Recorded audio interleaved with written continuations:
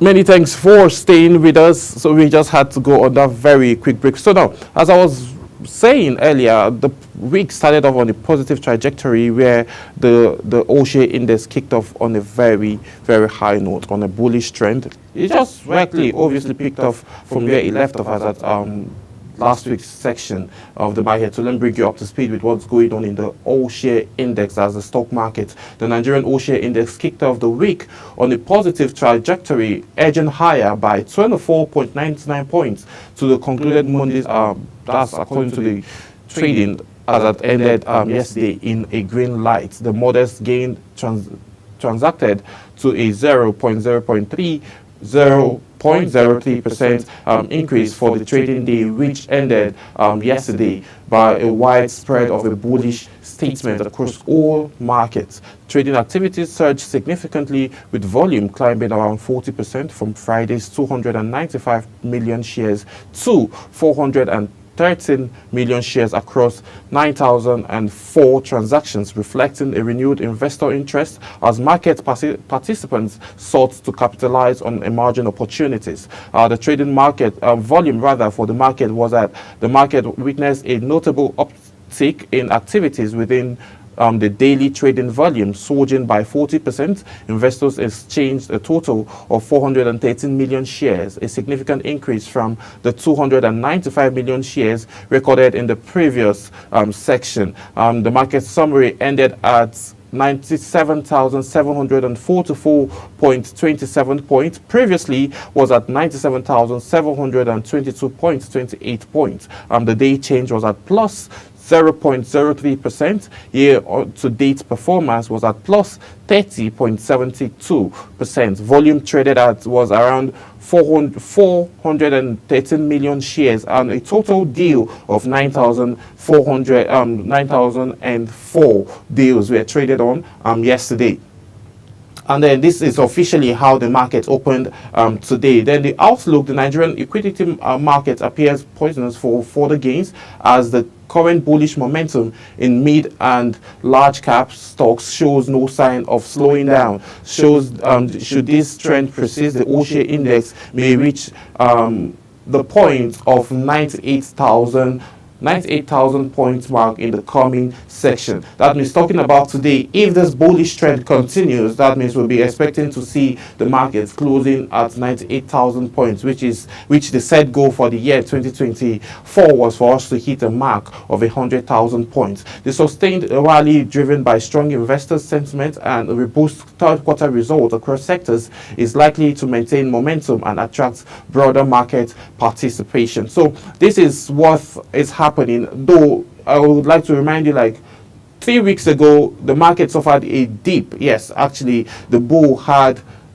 bear rather had a huge smile over the Nigerian stock exchange market, and then the all-share index dipped badly. But now Investor Powers is coming back up, and then we're witnessing a whole lot of trading activities going on, and the numbers do not lie, like we always mention. But moving on, let's talk about federal government's plan to spend more on its fiscal debt servicing than capital expenditure in the next 3 years. The federal government plans to allocate a significant portion of its budget to debt servicing between the year 2025 and 2027, outpacing rather allocations for capital expenditure. This is based on the recently approved 2025 to 2027 medium-term expenditure framework and fiscal strategy paper, which projects debt servicing cost at 50.39 trillion for the period of 3 years, surpassing the 48.93 trillion earmarked for capital expenditure,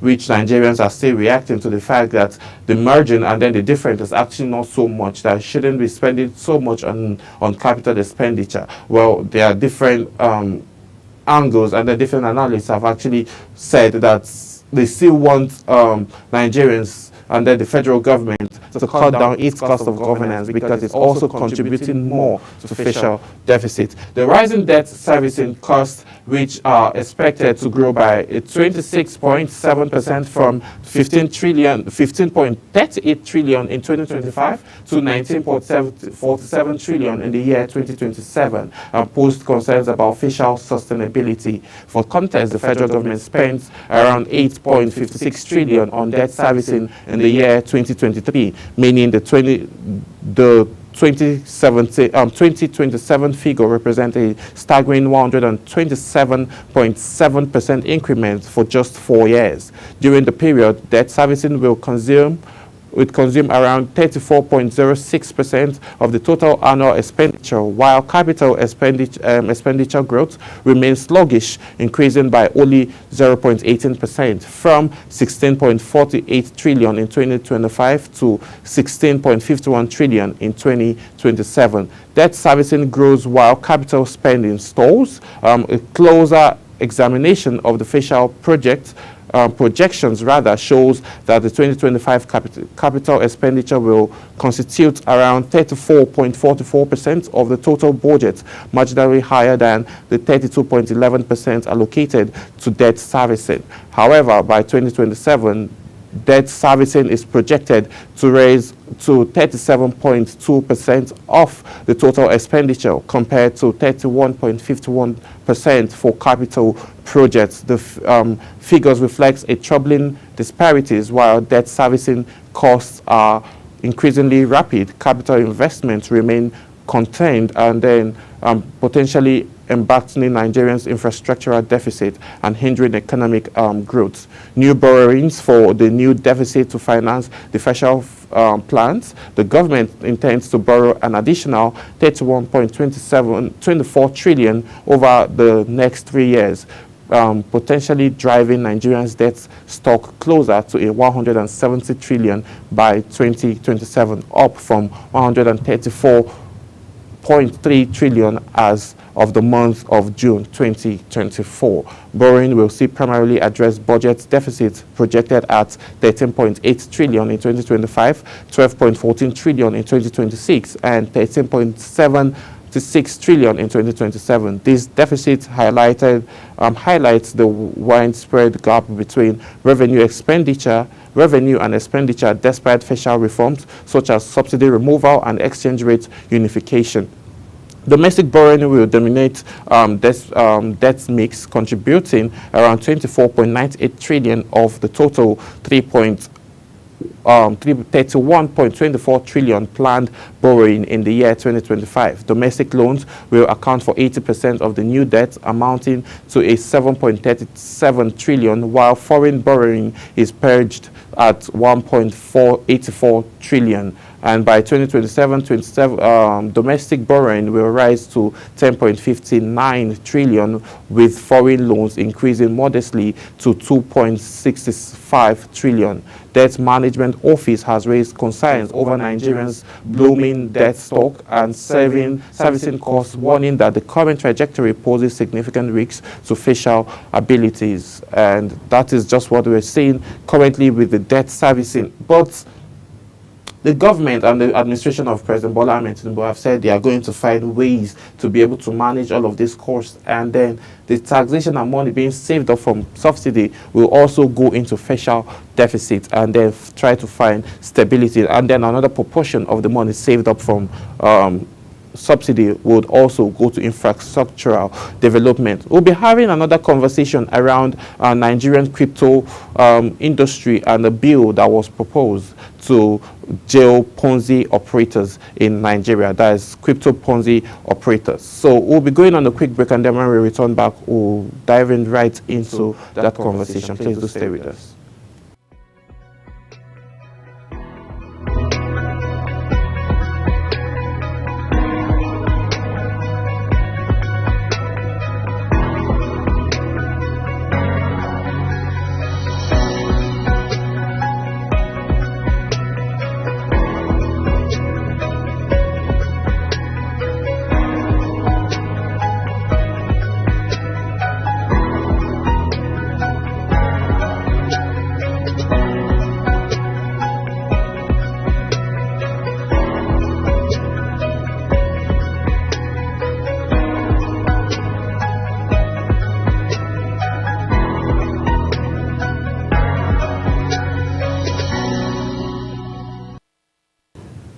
Yes, many thanks for staying with us. Now let's have a conversation about Ponzi operators. That is, Nigerian cryptocurrency endorsed a bill proposal to jail Ponzi operators. The Nigerian cryptocurrency industry has applauded the fresh proposal to clamp down heavily on operators of Ponzi schemes and other illicit activities in the country.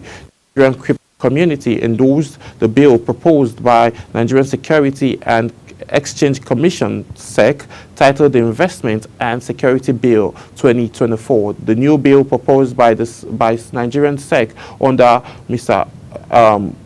Emotomi Agba proposed a 10-year jail term for convicted Ponzi scheme operators and about $12,000, which amounts to 20 million naira in fines. The Nigerian SEC previously presented this bill before the former president of Nigeria, Muhammadu Buhari, and stated that the purpose of the bill was to make Nigerian security market competitive.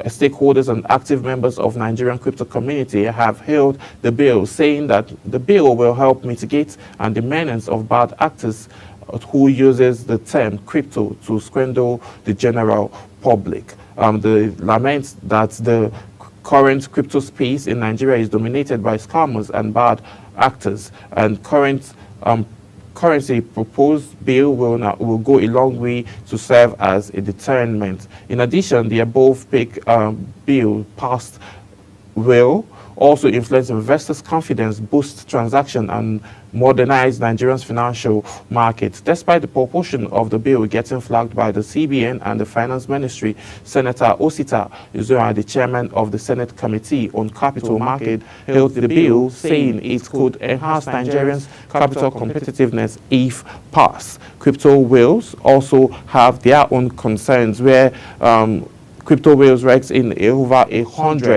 180 million US dollars after holding BTC for the past 14 years. So imagine someone holding a coin of BTC for the past 14 years. And then with the current price of Bitcoin now, I'm sure the person will just have all smiles on his or her face. So a crypto whale has shocked the globe crypto market by awakening from a 14-year snooze to cash in one of its long-term BTC holdings. The crypto whale in question has been holding Bitcoin since 2010 and mined his Bitcoin assets when the crypto asset has no value. The crypto whale attracted attention when it started depositing BTC assets to various crypto exchange wallets. These transactions were picked up by analysts and popularly analyzed at the platform, which shared the findings with its community. The Bitcoin wallet, holding around 2,000 Bitcoins, is amounted at 178 million, woke up after 14 years to dominance. In the past 24 hours, this wallet has been deposited over its Bitcoin to exchange, including around 1,000, a few proportion rather, around 1,008 proportion of the Bitcoin, which amounted to 92,000 dollars, which is actually almost around the same price of a current BTC. The whale in question mined the BTC holdings in the early days of the crypto known as Sushi. The price of Bitcoin was almost zero at that point, and mining block rewarded was just 50 BTC. Then looking at all of this now, and we all know that this month alone has been a bullish month for the whole month of, for the entire currency, I beg your pardon. From the 1st of November, we've witnessed cryptocurrencies being on a bullish trend, and this is no news. It comes in the wake that the momentum and the algorithm of Bitcoin is on the high, and then the community is getting stronger. But let me just bring you up to speed as we have this conversation. Bitcoin has enjoyed a solid November month, outperforming the so-called October month to expected surge. In the first week of November, Bitcoin smashed its all-time high of 73,734 following Donald Trump's victory in the polls. So a lot of persons have actually made the mention that Donald Trump's regime is actually going to have a massive impact on Bitcoin. So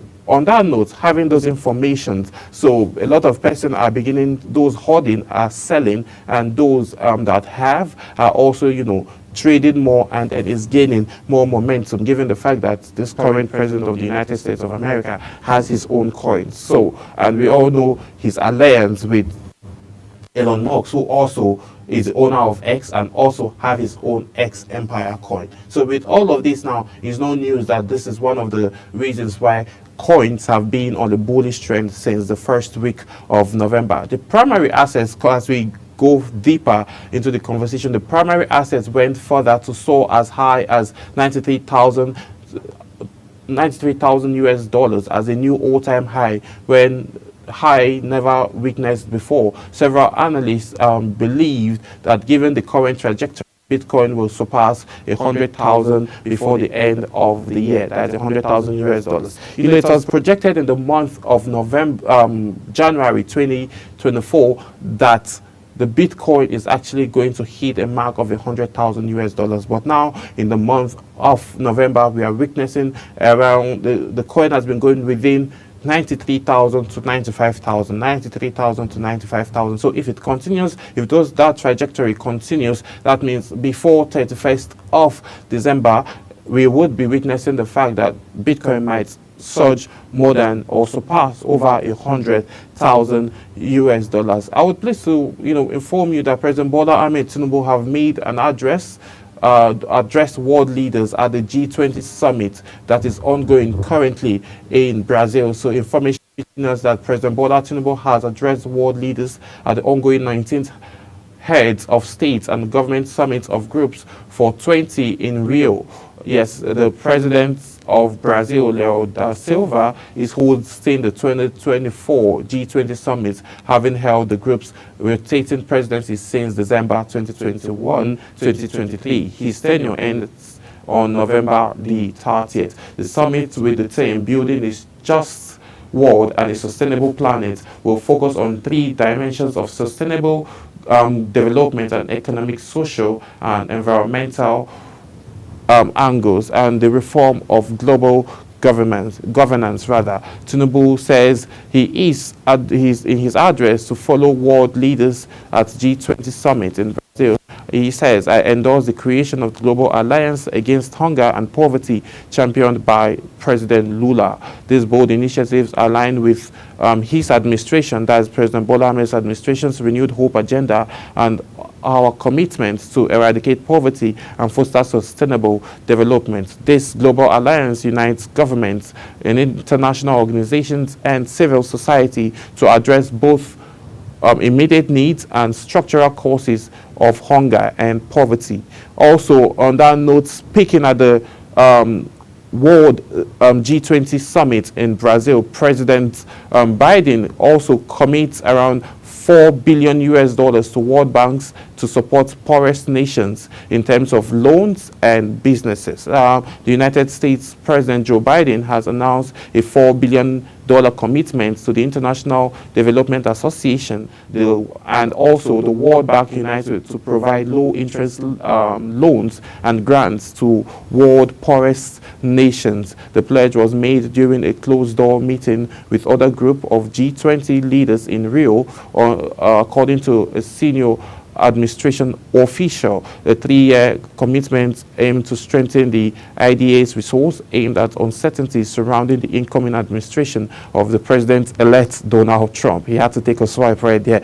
Which rallies on periodic replenishment of donor funds plays a critical role for financing development projects for approximately 75 of the world's poorest countries. However, the disbursement of the pledged funds will require congressional approval, a process that may face delay until after Trump assumes office in January. So looking at this, there's also a shift in the U.S. development policies during his first administration. Talking about Donald Trump and his advisor advocates for more unilateral approaches to development financing, including establishment of International Development Finance Corporation. Despite this, the U.S. contributed around $3 billion to the IDA funds in replacement in 2019. Project 2025, a governance blueprint developed by Trump's former advisor, had recommended that the U.S. withdraw from